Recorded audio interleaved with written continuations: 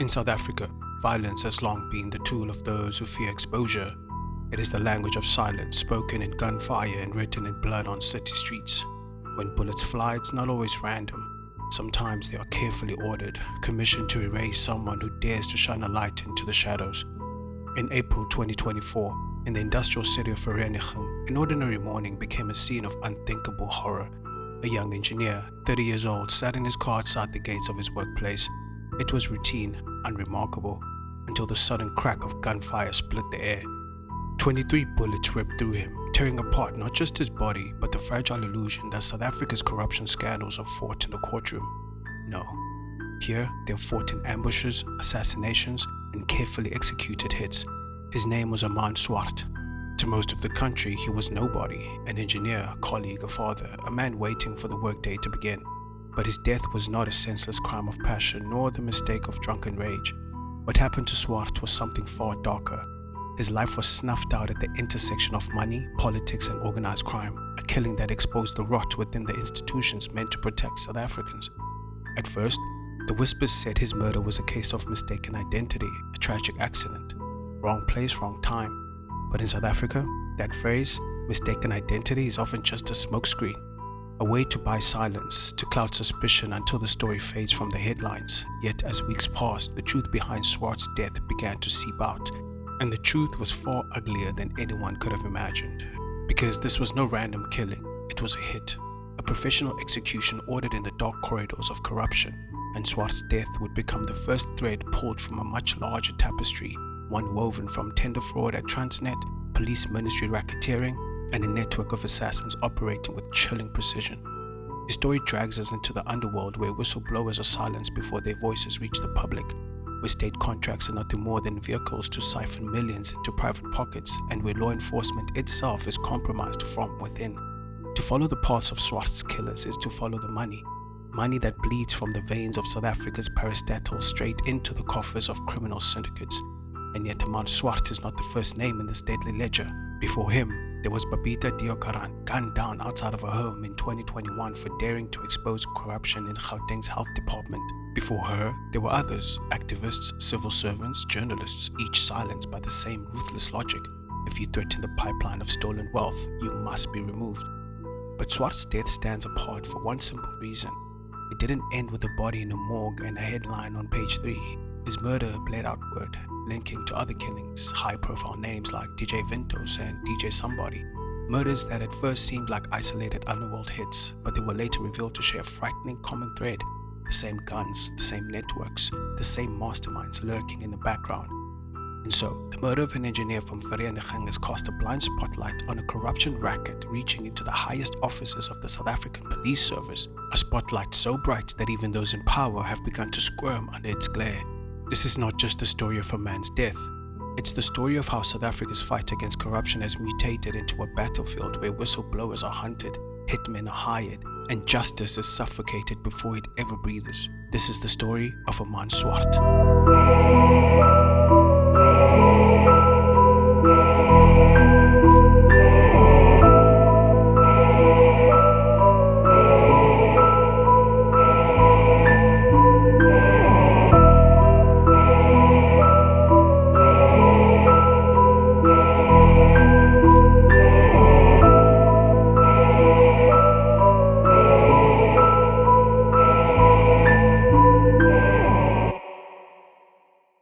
Before we begin, a quick reminder, if you're interested in broader coverage of crime from solved cases to ongoing investigations, make sure you check out our sister podcast, Crime Central South Africa. While Unsolved Murders SA focuses strictly on unresolved cases, Crime Central explores a wider lens of South African crime stories, giving you context and commentary on everything from high-profile trials to grassroots community struggles with violence. Both shows are part of our commitment to examining crime in South Africa, its causes, its consequences, and the stories of the people caught in between. Corruption in South Africa isn't just a paper crime, it's a system with muscle.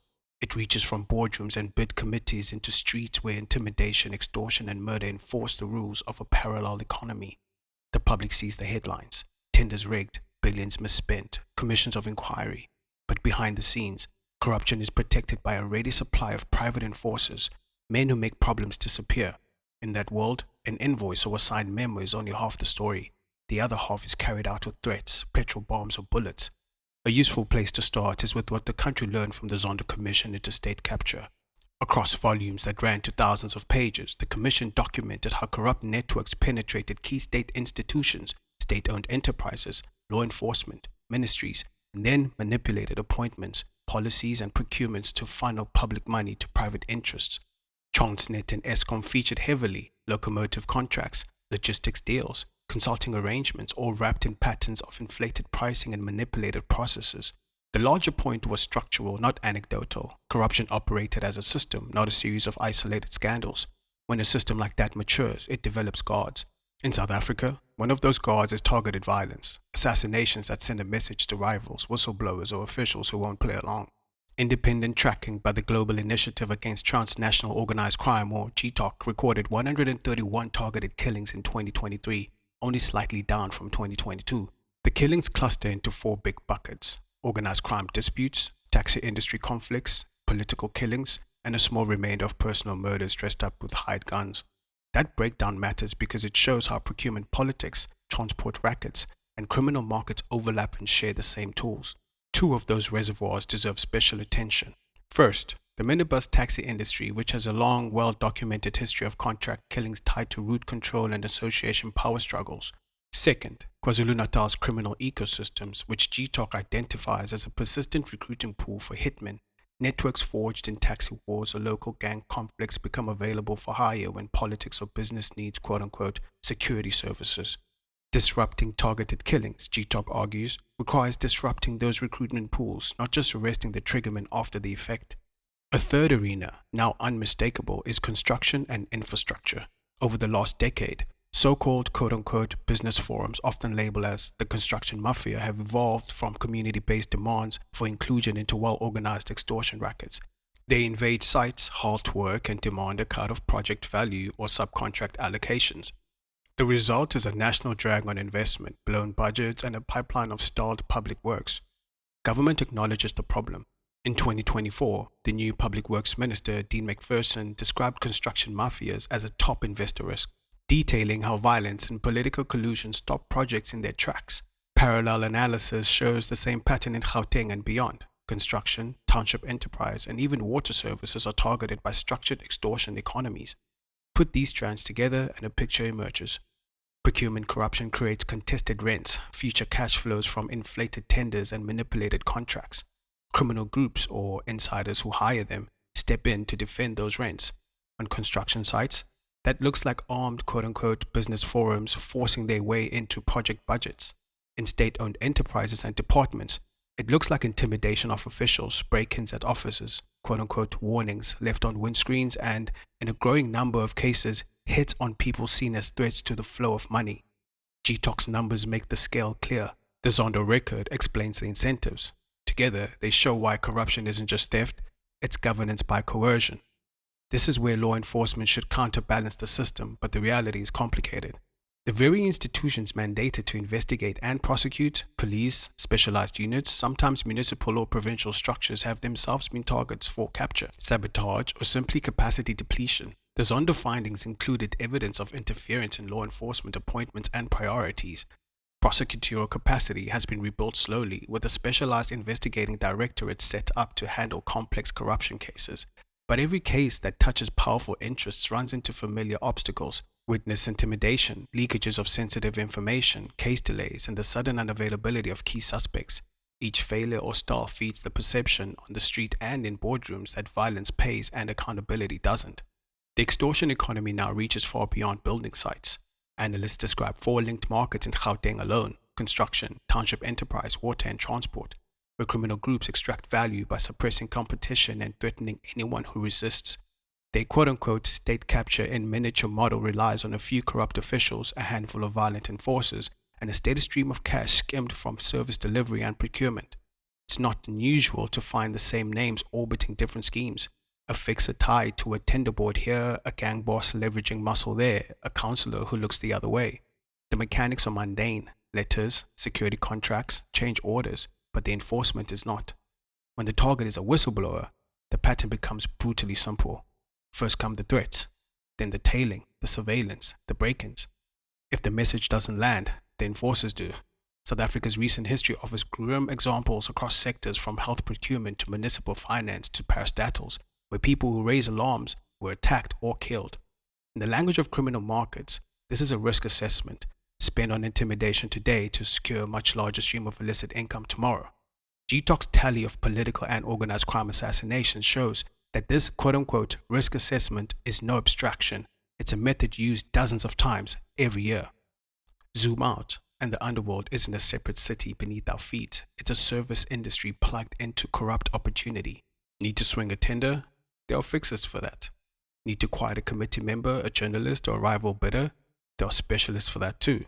The same networks that once fought over taxi routes or controlled nightclubs now monetize public budgets because public budgets are where the reliable money is. And as long as price-inflated contracts continue to move through captured channels, there will be demand for those quote-unquote services, like site shutdowns, arson on strategic nights, and, when the stakes are high enough, contract killings. This is the terrain into which the Armand Swart case falls, not as an outlier, but as a straight-line continuation of how South Africa's corruption markets defend themselves. Public reporting on his murder points to a familiar chain. A whistleblower report about an eye-watering markup on a Transnet freight rail tender, panic among those who stood to lose, and the rapid activation of a network that allegedly included a former state employee and a police detective moonlighting as a hitman. Even where a killing is framed as quote-unquote mistaken identity, the architecture around it, the money, the fugitive organizer, the hired gun, looks exactly like the country's broader pattern. If there's a single through line in this landscape, it's impunity. Extortion groups act openly enough that ministers give interviews about them. Targeted killings are counted by independent researchers like crime statistics. High-stakes corruption cases can run for years without a trial on the merits. Every time a case collapses or a witness goes quiet, the lesson spreads. Violence works. That is why reforms after the Zondo Commission matter, not as policy exercises, but as attempts to break the incentives. Insulating procurement, professionalizing investigations, protecting whistleblowers, and disrupting the recruitment pools for hitmen are not separate tasks. They are the same task approached from different sides. For listeners, the takeaway is this. When we talk about corruption in South Africa, we are talking about markets protected by force. Budgets become battlefields. Committees sit under quiet threat. And every so often, when the money is large and the risk is immediate, the system sends a message in the loudest way it knows how. That is the world Aman Swart walked into, an economy with its own enforcement arm where a spreadsheet line item can be worth a life. In South Africa, the fight against corruption has often been driven not by institutions but by individuals. Individuals who choose to speak when silence would be safer. Individuals who risk careers, livelihoods, and lives to expose how public money is siphoned into private pockets. They are called whistleblowers, and in this country, the title carries as much danger as it does honor. One of the most significant blows against corruption came not from a police raid or a government commission, but from the relentless work of investigative journalists and whistleblowers.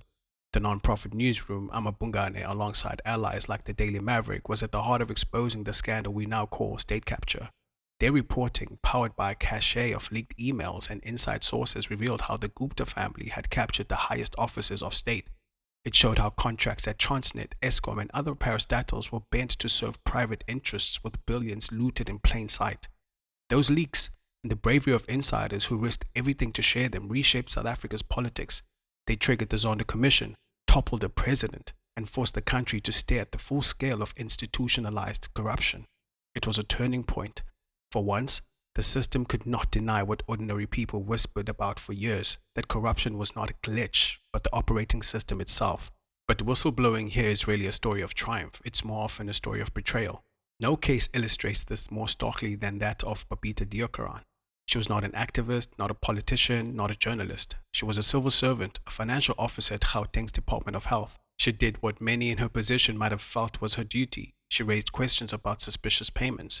Those payments, worth hundreds of millions of rands, pointed to an intricate web of fraudulent tenders at Tembisa Hospital. On the morning of 23 August 2021, Babita was driving home after dropping her daughter at school. As she pulled up outside her house in Winchester Hills, Johannesburg, a car pulled alongside hers. Gunmen opened fire. She died on the spot, her body riddled with bullets. Her killers were hired hands, later convicted and sentenced to decades behind bars, but the masterminds, the one who ordered the hit, remain at large. Investigators have traced the tenders she flagged back to politically connected business people with allegations that millions flowed into networks tied to ruling party figures. The Special Investigating Unit, or SIU, has confirmed that the procurement system Babita exposed was riddled with criminality, yet justice for her murder, the justice that matters, the accountability of those who paid for her death, remains elusive. Babita's story underscores a brutal reality. In South Africa, to blow the whistle is to step onto a firing line. She had reportedly faced threats before her death. She knew the danger and still she chose to speak. Her courage became a rallying point. Civil society organizations, opposition parties, even the president himself were forced to acknowledge the inadequacy of whistleblower protection. The public outrage around her death forced reforms onto the agenda, even if change has been slow and uneven. Her case also set a precedent. Corruption scandals now carry an expectation that someone, somewhere, will pay the ultimate price for exposing them. It's a chilling inversion of accountability. The one who reveals wrongdoing is punished while the powerful figures behind the looting remain insulated. The parallels to Aman Swart are chilling. Like Babita, he worked inside a system bleeding money. Like her, he was close to evidence of procurement fraud. His company exposed a tender inflated by nearly 4,500%. A simple spring sold to Transnet for 152 Rand when its true value was just 3 Rand 20 cents. And like her, he ended up in the crosshairs of a system that protects corruption not by argument but by violence. These stories demonstrate how whistleblowers have shifted the fight. They have forced South Africans to see corruption not as a victimless crime but as something with body counts. They've supplied journalists, investigators, and commissions with the raw material to expose grand theft, and in doing so, they've laid bare the weaknesses of the state. For every Babita Diokaran, there are others, silenced before their names ever reach the news. For every Swart, there are colleagues who saw the warning signs and retreated into silence, choosing survival over truth. Yet despite the cost, whistleblowers have changed the battlefield. Without them, the word state capture would never have entered the lexicon. Without them, the tenders at Tembisa Hospital would still bleed unchecked. Without them, Aman Swart's story might have died with him, dismissed as another statistic. On the morning of April 2024, the industrial town of Vereeniging in Gauteng awoke to a scene of violence so cold-blooded it stunned even hardened investigators. At the gates of a modest engineering company, as employees waited to begin their shifts, gunfire tore through the stillness. A young man sat behind the wheel of his car. He was not carrying a weapon nor expecting danger. Yet in seconds, he was reduced to another statistic in South Africa's grim ledger of assassinations. His name was Armand Swart, just 30 years old, an engineer by trade, father of two, and by all accounts a quiet man dedicated to his work. But in a country where corruption claims lives as surely as poverty or crime, Swart's fate was sealed long before those shots rang out. He was hit 23 times in what police immediately recognized as a professional execution. At first, speculation swirled that Swart's killing was a mistaken identity hit. Some reports suggested the bullets had been meant for one of his company's managers, the very person who had exposed a fraudulent Transnet tender worth millions. That theory never fully disappeared, but as evidence mounted, it became clear Swart was not collateral damage alone. He had been swept into a deliberate plot to silence whistleblowers at his firm. The company where he worked had uncovered astonishing price inflation. A simple railway spring manufactured and sold for 3 Rand 20 had been billed to Transnet for 152 Rand each. The contract, which should have cost around 25,000 Rand, ballooned into a deal worth 1.2 million Rand, a staggering markup of more than 4,500%. Swart's employer refused to stay quiet. They reported it, and in South Africa, exposing corruption can be a death sentence. Investigators soon discovered that this was no ordinary robbery or a spur-of-the-moment killing. According to reports, the hitman was paid 1 million Rand to carry out the assassination. The attackers came armed with military-grade firepower. After the shooting, police recovered a getaway car with fake license plates and inside it, an arsenal of weapons including an unlicensed AK-47. Within days, police made arrests. 3 men were taken into custody. Warrant Officer Michael Bulletau, a 54-year-old policeman accused of moonlighting as a contract killer. Danny Floyd Mabusela, 46, with a history of violent crime. And Musa Kekana, 36, also a career criminal with ties to organized networks. They were charged with murder, attempted murder, and possession of unlicensed firearms. All 3 were caught after a sting operation traced them to Bramley, Johannesburg in the days following the hit. Police seized the Hyundai i20 used in the attack and a cache of weapons that tied them to other violent incidents. But the story didn't stop with the triggerman. Very quickly, investigators pointed to a shadowy figure behind the scenes. Lucky Molefe, a former Transnet Freight Rail employee. He'd been allegedly instrumental in manipulating the procurement system to inflate the tender that Swart's company flagged. When the fraud was exposed, Molefe allegedly orchestrated the murder plot. By the end of 2024, he'd gone underground. As of mid-2025, he remained a fugitive wanted for setting the chain of events in motion. The scope of the network became more chilling with every development. Molefe's uncle, Katiso KT Molefe, a businessman with underworld ties, was later arrested on related charges, including connections to the high-profile murder of DJ Somebody. Ballistics tests revealed that the same gun used in Swart's assassination was also used in Somebody's killing, tied together seemingly unconnected cases. Police affidavits describe what they uncovered as a quote-unquote murder value chain. Evidence showed a structured hierarchy: insiders in procurement, middlemen who financed operations, enforcers who gathered intelligence, and hitmen who pulled triggers. Money moved through shell companies, including entities like the SK Group, allegedly used to launder payments from fraudulent contracts into the hands of assassins. The violence also spilled beyond Swart's case. The same accused hitmen, Kekana and Mabusela, were linked to the attempted murder of actress and socialite Tebogo Tobejane in October 2023. That attack had been tied to controversial tenderpreneur Fusimusi Kat Matlala, later revealed to be one of the central figures in the same procurement corruption web Babita Diokaran flagged before her assassination. Swart's murder, then, was not a standalone crime. It was a node in a sprawling network that joined the dots between tender fraud, organized crime, and political corruption. Yet despite the arrests, the case has dragged. The accused killers have appeared in court, but trials stall, and the alleged mastermind remains on the run. Each delay sends a message as loud as the gunfire that killed Swart. In South Africa, justice can be bought time, and time buys silence. For his family, the loss is immeasurable. For his colleagues, the message is unmistakable. For the country, the murder of Aman Swart stands as proof that tender corruption isn't just about numbers on paper.